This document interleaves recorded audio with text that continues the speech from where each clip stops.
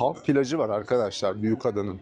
Önce bir halk plajına uğramaya çalışalım. Ondan sonra özel plajlara girmeye çalışacağım. Murat Bey, Fethiye'de Marmaris'te her yer ölü diyor. Buradaki durumlar nasıl? Bu sene iyi, evet. İyi değil mi? Yani sizde böyle bir durgunluk falan yok. Yok. Büyükada'da ben böyle bir yerin varlığını işin açıkçası bilmiyordum. Her yerde masa var. Salıncaklar var. Her alanı değerlendirebilirsiniz burada. Şimdi Güney Ege bölgeleriyle ilgili bir farkını söyleyeceğim buradaki plajların. Buradan harika bir günden yine hepinize merhaba arkadaşlar. Bugün İstanbul kalabalığından kaçıp İstanbul yakınlarında çok güzel tatil yapabileceğiniz, birkaç gün kafa dinleyebileceğiniz Büyükada'ya geldim. Büyükada'da birkaç tane plajı gezeceğiz. Bu plajların içinde kendi otelleri de bulunuyor. Plajlarla ilgili, otellerle ilgili, restoranlarla ilgili fiyat bilgisi alacağız. Büyükada'nın o güzel sokaklarını, evlerini, yalılarını, konaklarını hep beraber gezeceğiz. Hadi gelin başlayalım.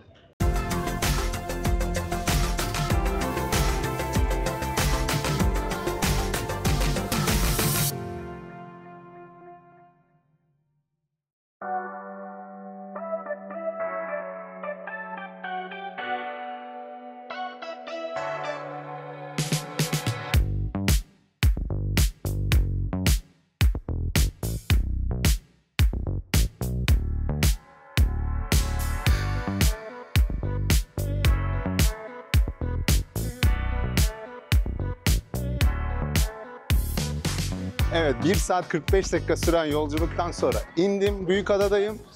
Buradan saatleri de göstereyim size. Ben Kabataş'tan bindim arkadaşlar. Evimize daha yakın olduğu için Kabataş'tan bindim ve 1 saat 45 dakika gibi bir süreyle geldik. Önce Kadıköy'e uğruyor, sonra Kınalıada, Burgazada, Heybeliada ve en sonunda Büyükada'ya uğruyor.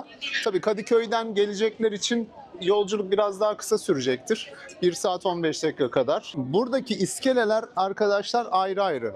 Mesela karşıdaki iskele hemen şurada aradan göstereyim. Orası Bostancı, Eminönü, Kabataş iskelesi. Beşiktaş, Yeşilköy iskelesi. Buradaki Büyükada diyor. Mesela buradan Maltepe'ye, Beşiktaş'a, yine Kadıköy'e gidiyor. Bu farklı bir detay. Hani son böyle 5 dakika, 10 dakika kala vapura yetişmeye çalışırken yanlış iskeleye gidersiniz, sıkıntı yaşarsınız. Benim bir kere başıma geliyordu bu durum. Hatta Büyükada'ya defalarca gelmeme rağmen unuttum, ben de unuttum yani. Arkadaşlar hafta içi ve cumartesi günleri Bostancı kalkış saatleri, Büyükada'dan kalkış saatleri. Durdurup yine bakabilirsiniz. Pazar ve resmi tatil günlerdeki saatler böyle. Bostancı Adalar Ring hattı diyor. Yani dolaşıp tekrar geliyor. Mesela Kadıköy'den binecekler için burayı kullanabilirler. İstanbul'un kalabalığından uzaklaşmak istedim ve Büyükada'nın kalabalığına geldim. Kısaca gezelim beraber. Ondan sonra plajlara doğru yöneleceğim. Hatta birkaç tane menü fiyatı alayım ben buralardan sizler için. Marmaris'teki, Muğla'daki fiyatları şöyle karşılaştıralım beraber. Mesela 3 top 100 lira, 2 top 80 lira, 1 top 50 lira. En azından böyle bir kampanya yapmışlar. Dondurmalar da bunlar. Tabii lezzet açısından nedir ne değildir bilmiyorum. Sağlı sollu burada böyle dükkanlar var. Burada Büyükada'nın şöyle küçük bir saatinin bulunduğu bir meydan var. Bakın her yerde yazın Büyükada'da dondurmacılar var arkadaşlar. Fiyatlar aynı. Bakın herkesin yaptığı kampanya. ATM konusunda sıkıntı yaşayabilirsiniz. Bir tane burada iskeleye yakın ATM var. Bilginiz olsun. İnanın ihtiyacınız olacak. Bunu not alın lütfen. Bakın burada lokmacılar var. İşte burada yine böyle dondurmacılar. Bu arada hava ateş ediyor. Ateş. Neresi burası? Fortunato. Pardon? Fortunato. Fortunato. Ha. Mesela burada köfte fiyatları, kebap fiyatları şöyle. Görün arkadaşlar bakın. Hemen göster abim. Burada bakın beyaz et kısımları var. Şöyle siz videoyu durdurup fiyatlara bakabilirsiniz. Evet, burada makarnalar var. Tabii bunların yanında pilavı, patatesi ve salatası var. Yancıları var. Tabii yancıları da var. İçecek fiyatları. Arkadaşlar bakın taze meyve suyu. Kolay gelsin. Burada balıkçı biraz daha. Bakın fiyatlar ortalama her yerde aynı. Arkadaşlar bakın çorba fiyatları. Başlangıçlar. Böyle güveç fiyatları. Gibi. Şurada hemen minibüslerin olduğu bir alan var. Artık biliyorsunuz şeyi kaldırdılar Büyükada'dan. Faytonları, atlı ulaşımı kaldırdılar. Güzel de oldu. Elektrikli araçlarla artık ulaşım sağlanıyor. Durak durak ayırmışlar. Mesela diyor ki Çarşı Tepeköy Kadıyoran. Tabii bu adresler nokta atışı neresidir bilmiyorum ama plaja giderken kullanacağız. Onun detaylarını da ben yine vereceğim size. Kolay gelsin. Plajlara giden minibüsleriniz oluyor mu, dolmuşlarınız? Evet, maden dolmuşuna bineceğimizi en azından kestirdik. Büyükada'nın sokaklarını gezelim arkadaşlar. Bakın minibüslerde, dolmuşlarda ses yok, elektrikli. Herhangi bir havayı kirletecek bir motorlu taşıt bulamazsınız. Büyükada'da biliyorsunuz oldukça bisiklet kullanımı yaygın. Bisiklet kiralama ücretlerini de alırım sizler için.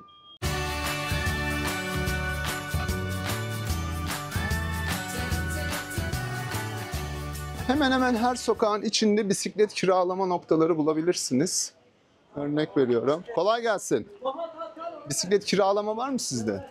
Ne kadar ücretler? Saati 100 lira. Saati 100 lira. Tamam, teşekkür ederim. Başka bir detay var mı kiralamalarla ilgili? Siz günlük de 300 lira. Günlük 300 lira. Saati 100 lira. Günlük çok iyiymiş.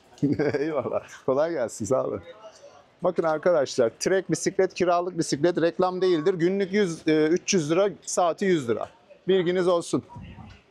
Zaten İstanbul'da aracınız varsa aracınızı bir yere park etmek günlük 400 lira falan arkadaşlar. Aradığınız yer burası.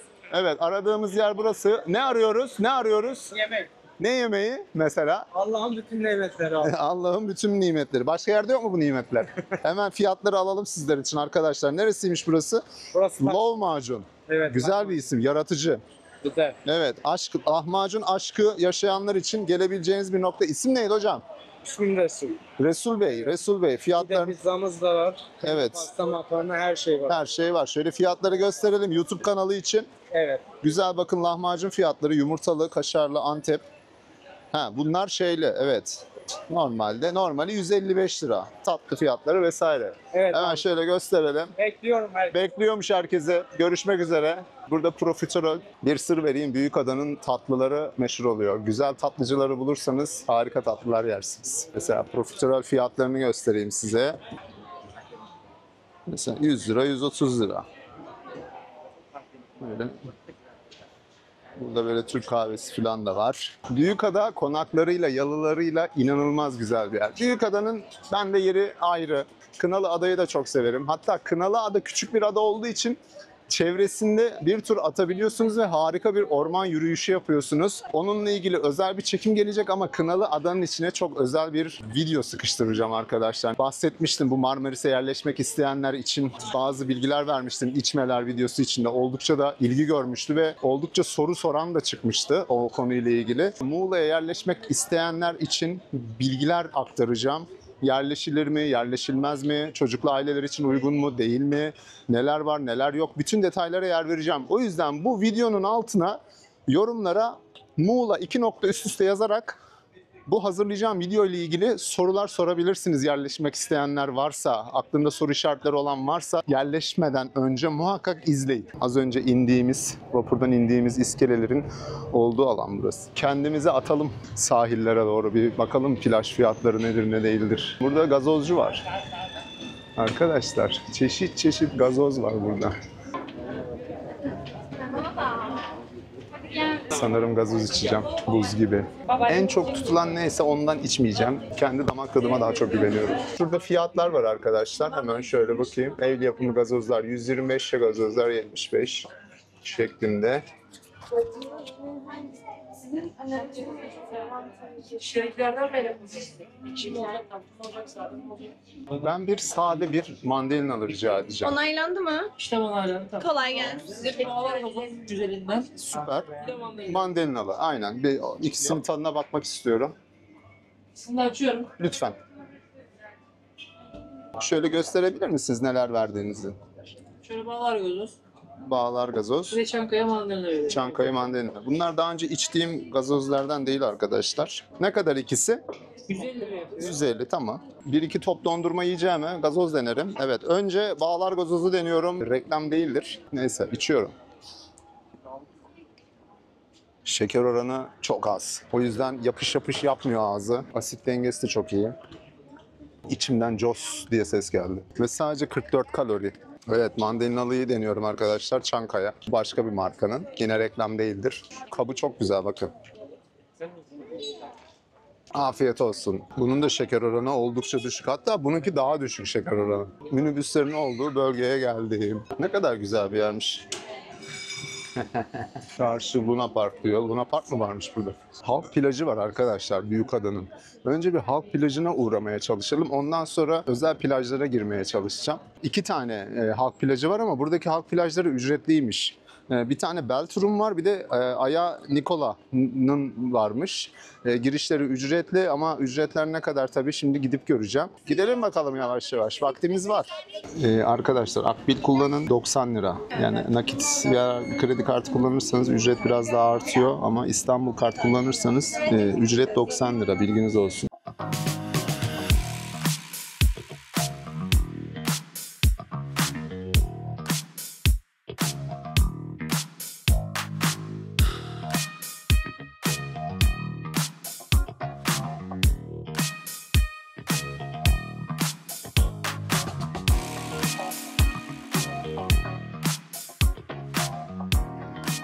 Ya dolmuştan inerken bir hanımefendinin çok eşyası var. Dedim yardım edeyim size. Yanında da 2 tane çocuk vardı. Baktım su falan da var. Nereye götüreceksiniz dedim yardımcı olayım. Ben manastıra çıkacağım dedi. Sonra biraz sohbet ettik işte çekime falan geldim deyince ben siz dedi gelin içeri sokayım dedi. Manastıra bir çekim falan yaptık. Kiliseyi falan da görün dedi. Hani yok falan hani zahmet etmeyin dedim ama ısrar edince ben de girdim içeriye. Şöyle güzel bir tarihi binada. Hemen karşıda denizi görüyoruz. Plaj çalışma ve kapanış saatleri de burada yazıyor bakın. Saat 10'da açılıyor, 6'da kapanıyor. Damsız girilmiyor. Burada gişe var arkadaşlar. Kolay gelsin. YouTube kanalı için çekim yapacağım. Bir 15 dakika gezmeme müsaade eder misiniz? Tamam, ben bir arama yapıp patronuma sorsam. Tabii ki de yani benim için daha iyi olur. Siz zora girmeyin. Sadece bir 15 dakika bana yeterli. İznimizi alalım. Bakın burada böyle soyunma kabinleri falan var. Böyle kumsal bir alan. Oldukça da şezlong sayısı fazla. Kum temiz, içerisi tertemiz. Burası aynı zamanda bir halk plajı mı? Ben mi yanlış biliyorum? Özel plaj yani ücretli, damsız alınmıyor. Aile plajı diye geçiyor. Sadece Adalar Belediyesi'ne bağlı. Hafta içi 400, hafta sonu 600 mü dediniz? Evet. Tamam. Öğrenciye ve 65 yaş üstüne yarı fiyatından indirim yapıyor. He, hafta içi 200, hafta sonu 300 verecek. Evet. Peki 0-6 işte 0-12 yaş gibi. Onlardan ücret almıyoruz. Yani değişiyor. Kaç yaşına genelde. kadar? 0-7 yaş arası ücret He, almıyoruz. evet. Bir de adalılardan ücret almıyoruz. Ada kartı olan ada sakinleri onlar Vay. direkt ücretsiz Çok iyi. veriliyor. Tabii buranın yerlisi. Hakkıdır yani. Siz de haklı. İyi, çok güzel yapmışsınız. Şöyle hemen şu sınırdan göstereyim. Böyle kumsal bir alan. Pazartesi olduğu için çok kalabalık değil. Evet, temiz. Zaten hemen sınır belli. İleride böyle minik bir iskele alanı da var. Bu kadar arkadaşlar burası. Hani küçük bir alan. İşte engelli tuvaleti var. Tuvaletler burada ve soyunma odaları, duşları burada. Bu kadar. Aya Nikola'da Kaan kardeşim her sene çalışıyor musun burada? İlk senem mi? İlk senem. Ama adalıyım doğma büyüme. Buralısın sen. Buralıyım. Harika ya. Adalıysan tamam. Ne yapıyorsun burada peki Kaan kardeşim? Ben burada kapıda duruyorum abi. Tamam. Gelene geç. Yardımcı oluyorum gelenlere. Sen kim burada adalı kim değil tanıyorsundur zaten. Tanıyorum. Adalılara ücretsiz değil mi? Giriyorlar. Adalılara ücretsiz. Evet. Engelli ve 65 yaş üstü öğrencilere de yarı yarı indirim yapıyoruz. Engellilere ücretsiz. Çok güzel ya bayağı. Gazi ve Gazilere yakınlarına da. evet. Onu zaten arkadaş o bilgileri vermişti ama içeri girmeme müsaade etmediler ama şuradan yeterli zaten. Çok fazla büyük bir alanı da yok burada. Bu kadar. İyi akşamlar. Çok fazla büyük bir alanımız yok. Adalılara hizmet için açtık zaten. Bunu. Öyle mi? Evet. Güzel. Hafta sonu doluyordur. Hafta sonu doluyor. Kapı kapattığımız oluyor. Ne zaman açtınız sezonu? Yaklaşık 1-1,5 ay oldu. Ne zaman kapanır? Eylül'de kapanır. Eylül'de kapanır. Eylül'ün 10'u 15'i kadar açık. Var mı peki burayla ilgili bir özellik olsun, başka söyleyeceğim bir şey, ayrıcalığı olsun böyle aklına gelen? Ya şimdi ada genelinde plajlar çok pahalı. Plajlar çok fazla ücret talep ediyor. Hani nasıl söyleyeyim? Anladım. Aşırı uçuk. Hani bir aile böyle giremiyor. Kalabalık bir aile Kalabalık zorlanıyor. bir aile, yani çocuklu bir aile giremiyor. Çok Evet. zorlanıyor. Ekonomi açısından da burası hem Daha adalara uygun. hizmet hem dışarıdan gelenlere uygun bir şekilde hizmet verilmek için açıldı. Söyleyebileceğin en güzel şeyi söyledim bence. Çok teşekkür ederim. Memnun Rica oldum. ederim. Çok sağ olasın. Kolay gelsin. Anka var. Anka plajı. Anka Ada diye de geçiyor. Fiyatlar var arkadaşlar bakın. Hafta içi 900, hafta sonu ve resmi tatillerde 1100 lira. Kolay gelsin. YouTube kanalı için 15 dakika içeride çekim yapmama müsaade eder misiniz? Peki, çok teşekkür ederim. Kolaylıklar dilerim sana. Evet, Ankara'dan da müsaademizi alamadık. Naki Bey plajı var. Yine yol üstünde. Naki Bey plajına gidip birkaç en azından pansiyon fiyatı da almaya çalışayım. Buraya gelmeyi düşünenler için. Afiyet olsun.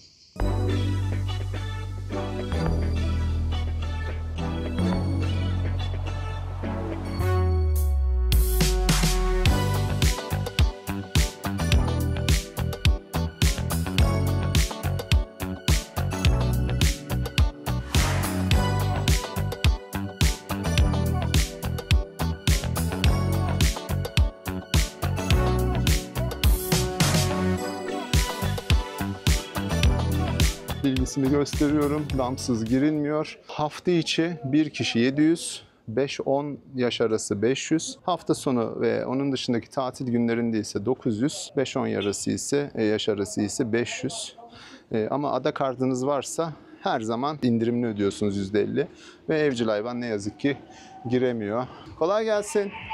Bir şey rica edebilir miyim? YouTube kanalı için bir 15 dakika çekim yapabilir miyim içeride? Sizi tanıtmak amacıyla. Tabii. Kanalımı da söyleyeyim isterseniz. Bakın. Özgür ben bu arada. Özgür Uçakçıoğlu. YouTube'dan da bakabilirsiniz. İsim neydi? Ben Murat. Murat Bey, teşekkür ederim. 10-15 dakikaya çıkacağım. Ne kadar ferah. Tabii hafta içi olması nedeniyle biraz sakin. Burası katman katman, böyle teras teras yapılmış. Üst tarafta da böyle konaklama alanları var. Küçük odalar var. Evet, çok biraz müzikten uzaklaşalım. Telif melif derdimiz olmasın. Odacıklar arkadaşlar. Şimdi içeriden şey de alırız biz. Burada konaklama alanında olduğu için fiyat bilgisi de alırız. Evet, böyle basamak basamak her yer. İniyorum aşağıya doğru. Evet, doluymuş. Yukarısı boş görünüyordu ama buralar dolu. Bakın yine böyle bir teras alanı var. Evet, burası da güzelmiş ha. Şimdi burada yine konaklama yerleri var arkadaşlar. Bakın teras. Merhaba, kolay gelsin. Sağ ol abi. Buyurun. YouTube kanalı. Memnun oldum. Özgür ben. Murat ben. Murat Bey sağ olsun müsaade etti. Buyurun. Dolaşıyorum. Sağ olun. Burada bar alanı var arkadaşlar. Bakın burada. Çok güzel. Her yer temiz. Pırıl pırıl. Şöyle içeriği olabildiğince detaylı göstereyim size. Bakın yukarıdan bakın. Evet, denize girilen alan biraz dar ama temiz bir bölge. Alt kısımlar yukarıya doğru tabii daha kalabalık. Denize yakın, daha yakın olmak isteyenler için. Şurada bir sağlık görevlisinin bulunduğu bir bölüm de var orada. Buraya doğru ilerleyelim. Evet, fazla şezlong var. Yani çok fazla şezlong var ama ona rağmen damsız girilmemesi güzel bir şey tabii. Bakın burada can kurtaran bölümü var. Kolay gelsin. Sağ olun, hoş geldiniz. Özgür ben. Murat Bey Kenan ben. tesis müdürü mü? Murat Bey sağ olsun YouTube kanalı bir 10-15 dakika çekim yapıp çıkacağım dedim. Müsaade etti. Buyurun. Teşekkür ederim. Teşekkür ederim. Dahil olmak isterseniz beraber dolaşalım. Buyurun, siz böyle gezebilirsiniz. Siz gezin, beni karıştırmayın diyorsunuz. Tamam, çok teşekkürler. Çok sağ olun. Evet, sağ olsun. Evet, bakın burada kumluk bir alan. Çocukların bulunduğu bir alan. Şöyle. Evet. Burada yine fiyat bilgilerini vermişler. Böyle kenardan yürüyeyim. En dibe kadar gelmiş oldum. Bakın. Evet.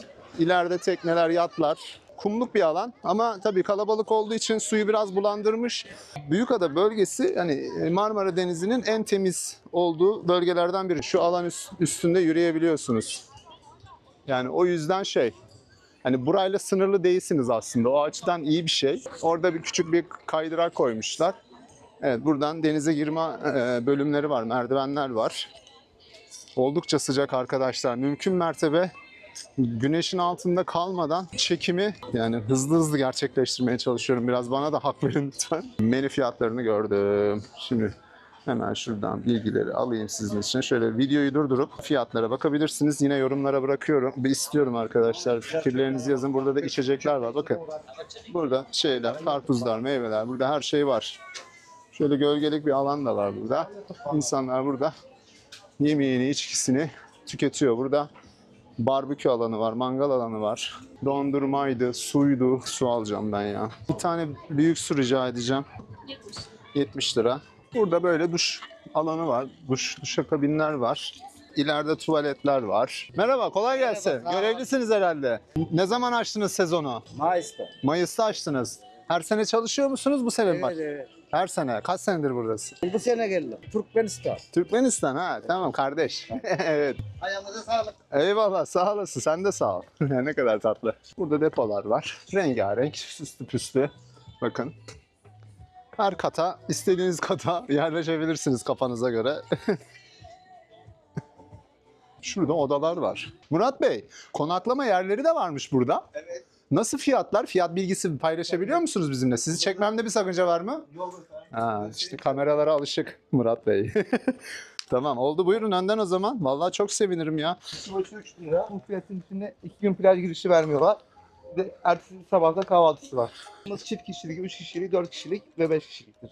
Üçüncü günden sonra plaj ücreti mi ödüyor? Bir hafta kalırsa ödemez bir hafta. Tabii ödemiyor. Ha, burası 4 kişilik bir oda. Çok güzel. Geniş. Televizyon da var. Bakın oda havlularını plaja indirmeyin diyor. Burada duş, tuvalet. Gayet temiz. Bakın hemen buradan deniz manzaralı arkadaşlar. Bakın. Çok güzel. Harika. Mesela bu odanın fiyatı ne kadardı Murat Bey? 4 kişilik oda Kişi başı 3.000 lira. 12 bin lira. Ha 12 bin lira. Plaj girişi vermiyor Evet, ve kahvaltı. kahvaltıda. 9 lira konaklamış oluyor. 700, 1400. 700'e kahvaltı, Kahvaltı. 2100, 9 lira konaklamış. 900 liraya konaklamış oluyor. Peki bütün odalar böyle mi? Mesela o boyutu 4 kişi. Bunlar 3'er kişi. Ha 3'er kişilik, 2 kişilik de var dediniz. 4 kişi. Her zaman standart kişi başı 3.000 lira. Evet. Murat Bey sezon ne zaman açtınız? 1 Haziran'da açtık. 1 Haziran. Eylül sonunu kapatıyoruz. Eylül sonu. Ha şeyde açık değil. Nasıl peki? Tesisimizde iskeleye 15 dakika yürüme mesafesi, 5 Evet. dakikada otobüslerle inebilirler. Evet. Veya dönüş tekne servislerimiz var. Evet. 4, 5, 6, 7. Evet.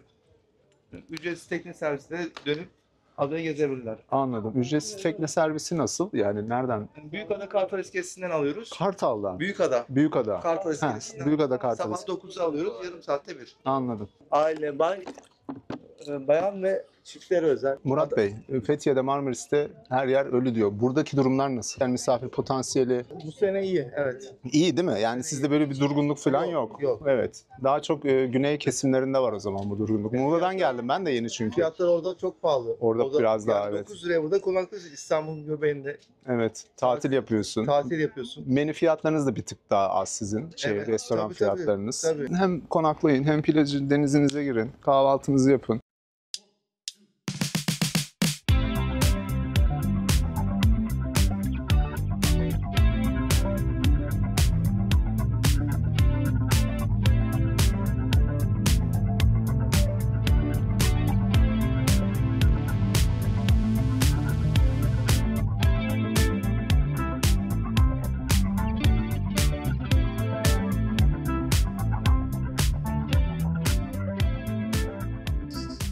Evet şöyle orman içi, ormanlık bir alan.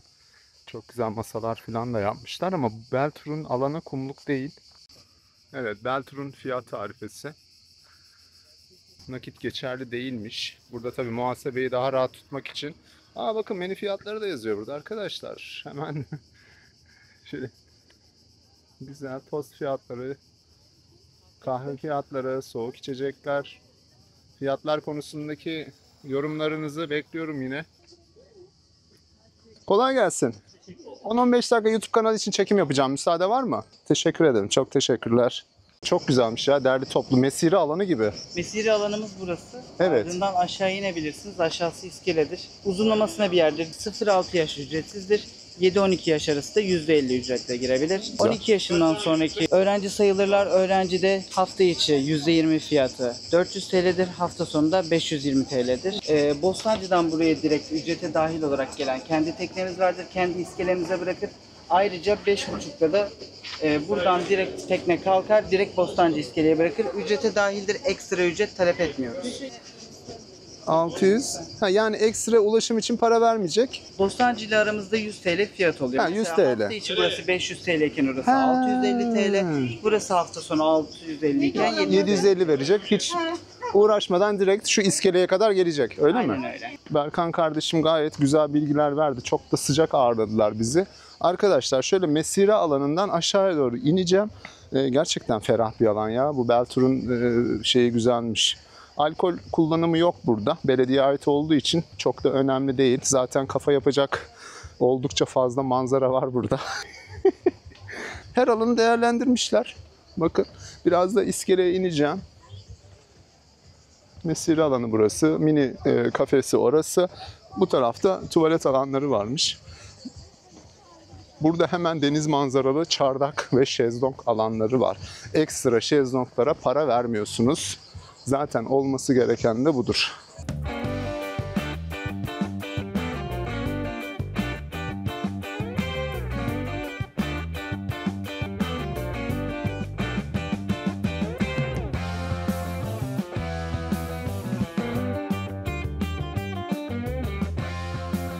Burada bir çocuk parkı var. Çocuk parkını en kenara koymuşlar. Çok da güzel yapmışlar. Burada da tuvaletler var. Şöyle bir girip bakacağız oraya da. İşte mescit yapmışlar bir tane. Her şeyi kullanabiliyorsunuz. Bunlar. Bu şekilde de tuvaletler var. Şu şekilde de var. Evet, temiz, güzel. Şöyle manzaraya bakıyor. Şimdi en kenar kısımdan tekrar diğer uca doğru gitmek istiyorum. Ama bu yürüyüşü deniz kenarından yapmak istiyorum ki denize girilen kısmı da görün. Ben de bir tanımış olayım. En azından İstanbul'dan birkaç saat uzaklaşıp keyifli ve temiz, kaliteli bir tatil yapmak isterseniz nereleri kullanmanız gerektiğini bilirsiniz biraz. Büyükada'ya zaten sadece denizi için gelmeyin.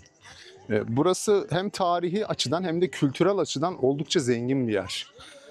Yani konakları, sokakları, yalıları, biraz daha böyle bilirseniz mekanları, farklı tatlıları bulabileceğiniz bir yer. Evet, bakın buradaki alan biraz daha böyle serbest bir alana iniyor.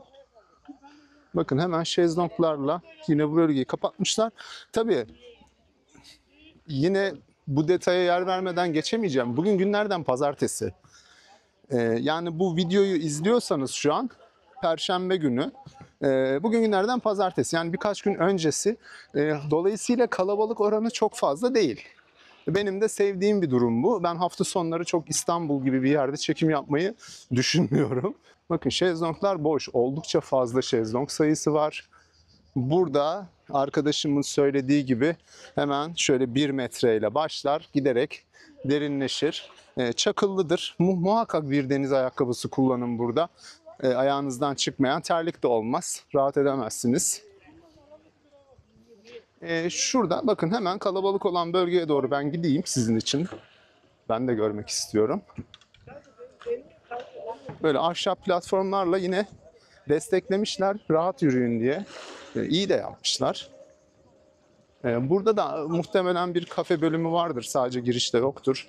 Bu arada içeri girmeden kafe bölümünü de kullanabiliyorsunuz. Yani burayı niye böyle kapatmışlar? Buradan girilmesin diye kapatmışlar ama biz girmiş bulunduk. Evet. Evet, buralardan bir fotoğraf alabilirsem alacağım. Yani şezlonglara dediğim gibi ekstra bir ücret ödemiyorsunuz. Her yerde böyle çöp koyabileceğiniz küçük şeyler yapmışlar. Güğümler var. Burada duşlar var. Evet, çok telif yemeyelim, parçadan uzaklaşayım. Soyunma odaları var. Evet, bu alanda güneşlenmeyin diyorlar. Evet, burada bir tane daha kafe var. Bakın, gayet şöyle mutfak alanını göstereyim. Oldukça temiz. Eldiven kullanıyor herkes. Evet, fiyatları tekrar buradan da göstermek istiyorum. Yukarıdaki fiyatlarla aynı arkadaşlar. Bakın.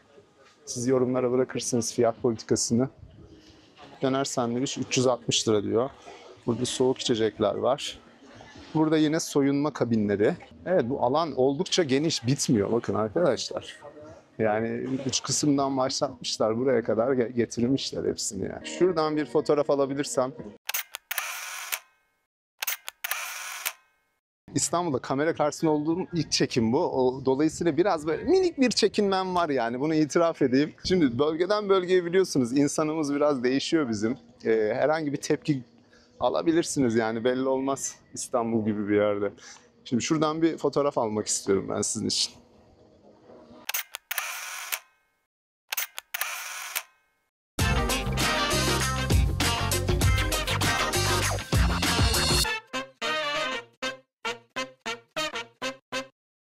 Küçük, kısa bir alan değil. Bölge oldukça kullanışlı. Sadece fazla açılmanıza izin verilmiyor bakın. İlerideki sınır kıyıya oldukça yakın. Buraya bir havuz gibi yapmışlar aslında. Evet, burada yine kapatmışlar hemen kıyı kısmını. Gördünüz mü arkadaşlar? Hani daha çok böyle bir şey, büyük bir olimpik havuz gibi. Çok açılmanıza müsaade edilmiyor. Yüzenler burada yüzsün diyor. İleri geri yüzsün diyor. Zaten biraz şurada derinleşiyor. 3-5 metreye kadar gidiyor su. Evet, burada zaten son noktalamışlar olayı. Yani Beltur bence hafta içi iyi bir fırsat. Gelince anladım. Büyükada'da ben böyle bir yerin varlığını işin açıkçası bilmiyordum. İsminiz neydi? Belen. Belen Hanım. Sanırım. Belen Hanım uzaktan gördü de beni arkadaşlar. Sanırım ben sizi takip ediyorum dedi. Bakacağız şimdi beraber. Bir dakika şimdi. Tamam. O kadar mutlu olurum ki. Bir saattir seni kovalamaya çalışıyorum, diyorum ki anlatım yapıyor, bölmek de istemiyorum. Teşekkür ederim sağ olun hassasiyetiniz için ama önemli değil, bölebilirdiniz. Teşekkür ederim. Çok sağ olun. Her şeyi tanıtıyorsun değil mi? Evet, evet. Her yere. Evet. Harikasın. Şuradan şey yaparsanız, şöyle ismime tıkladıktan sonra videolar derseniz tarih en üstte en yeniden en eskiye doğru buradan böyle. Süpersin. Ay canım benim. Memnun oldum. Çok teşekkür ederim. Görüşmek üzere. Sağ olun. Belen Hanım'a çok teşekkür ediyorum buradan. Öpücükler. Kafeden indim. Bu tarafa dönmüştüm. Şimdi ileriye doğru yürümek istiyorum.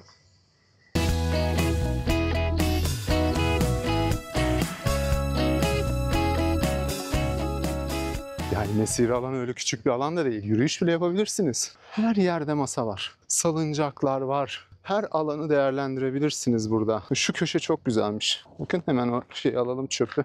Çöpe atalım. Sıcaktan şişmiş zaten iyice. Bir fotoğraf alınmaz mı? Bir tık daha yukarıdan yürüyeyim. Böyle biraz daha gölgeden. Hemen şurası zaten yol. Araçların da geçtiği. Bakın yangın tüpleri oldukça ince düşünülmüş her detay. Çünkü ormanlık bir alan. Ne olur ne olmaz. Her yerde ateş yakmayın uyarısı var. Bakın burada atıkları bile ayırmışlar. Çok teşekkür ederim nezaketiniz için. Hangi şeyleri? Özgür Uçakçıoğlu. Özgür Bıçakçıoğlu. Uçak. Perşembe yayınlanacak. Perşembe. Numaranızı verin, göndereyim linki. Tamam. Çok teşekkürler her şey için. Sağ olun. Teşekkür ederim. İyi çalışmalar size. Bilginiz olsun, burası damsız da alıyor ama içeride gizli güvenlikler var, gizli kameralar varmış. 3 adet can kurtaran varmış, sağlık ekibi de var. Daha ne olsun arkadaşlar. Şimdilik favorim Beltur. Plaj kısmına mı bağlı? Evet. Ha, öyle mi? Buradan giriş yok ama değil mi ileriden? Otelde kalabilirim. Ha, oteli mi var buranın? Ha, bilgi verirler mi bana konaklama fiyatları falan? İçeri direkt gidin. Resepsiyona sorun, orada biliyorum. Aa, çok teşekkür ederim. Çok sağ olun. Arkadaşlar bakın burada Beltur'un konaklamak için yani oteli varmış. Menüsü var, restoranı varmış. Deniz manzaralıdır zaten. Hemen şöyle bir girelim içeri bakalım. Plajın hemen yanında arkadaşlar. Burada güvenlik alanları bol. Resepsiyona. Ben de oda fiyatı bilgisi alacaktım. Yani 4 kişilik bir aile. Evet, suite oda var sanırım. 3 kişi için 11.500 lira. Ekstra bir kişi için 1000 TL yine bir gecelik ücret ekleniyor. 12.500 lira oluyor. Bu Temmuz fiyatı mı peki? Ağustos'ta değişecek mi? Sabit fiyat. Standart. Şu an sabit fiyat. Tamam. Suite odanın fiyatı bu. Ne dahil içine? Konsept oda kahvaltı şeklinde. Plaj ve havuz kullanımı ücretsiz sağlanıyor. Bunda ekstra öğle ve akşam yemeği misafire ait oluyor. Peki 2 kişilik odalar ne kadar? Az önce bir kulak misafiri oldum. 2 kişilik odalar hafta içi 6.000 liradan var. Başlıyor. Deniz manzaralı olan bu sanırım. Kısmi deniz manzaralı. Manzaralı. Açlıklı bölge olduğu için O kadar. Evet. durumu olabiliyor. Yani oda tipine göre değişiyor fiyatlar aslında. Benim size söylediğim odada standart odada balkon yok. Ben balkonları tercih ediyorum. Balkonları tercih ediyorsun. 6.500 lira oluyor. Tamam. En ucuz odanız 6.000. 6.000 lira. Evet. Tüm yıl açık mı burası? Sezon. Evet. Tüm yıl açık. Evet. 15 Eylül'e kadar bu fiyat sahibi. 15 Eylül'e kadar. Evet. Anladım. Çok teşekkür ederim. Rica Çok sağ olun. ederim. Kolay gelsin. Evet, burası Büyükada. Fiyat da bu şekilde. Beklediğim bir fiyattı benim ortalama olarak. Yine karşılaştırırsınız işte diğer şehirlerle, Marmaris'te bulunduğunuz şehirle. Bu Eylül'e kadar fix fiyat. Değişmiyor ayına göre. Çok güzelmiş ama burası. Burada zaten menü fiyatını gösterdim size. Burada teras kafesi var. Şöyle teras kafeden deniz manzarasını göstermek istiyorum size. Burada yine bir bar var. Sadece oda kahvaltı şeklinde. Öğle ve akşam yemeklerinizi kendiniz ödüyorsunuz. Evet. Odalar da burada herhalde. Evet. Geniş bir bölüm burası. Burada küçük golf araçları var. Sizi odalarınıza bırakıyor. Yani rahat, konforunuzu düşünmüşler. Köpek kulübesi var burada. Çok güzel. 101 ile 111 numaralı olan odalar var burada. Evet. Burada şeyler, bunlar odalar arkadaşlar. Bakın kenardakiler bunlar konakladığınız yerler. Böyle hani yüksek binalar yapmamışlar. Neticede ormanlık bir alan. O dokuyu da bozmamışlar. Çok güzel böyle tuğla renginden, tuğladan yapmışlar binaları da.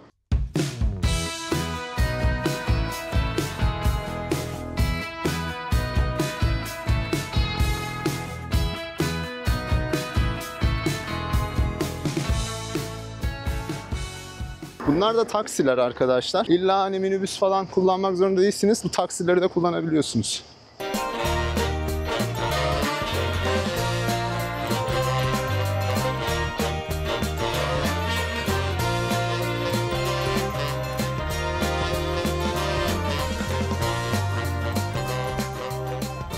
Şimdi Güney Ege bölgeleriyle ilgili bir farkını söyleyeceğim buradaki plajların. Giriş ücreti alıyor ama şezlong ücreti almıyor. Özellikle Marmaris bölgesinde bazı yerlere hem giriş ödüyorsunuz hem de bir de ekstradan şezlong ücreti ödüyorsunuz.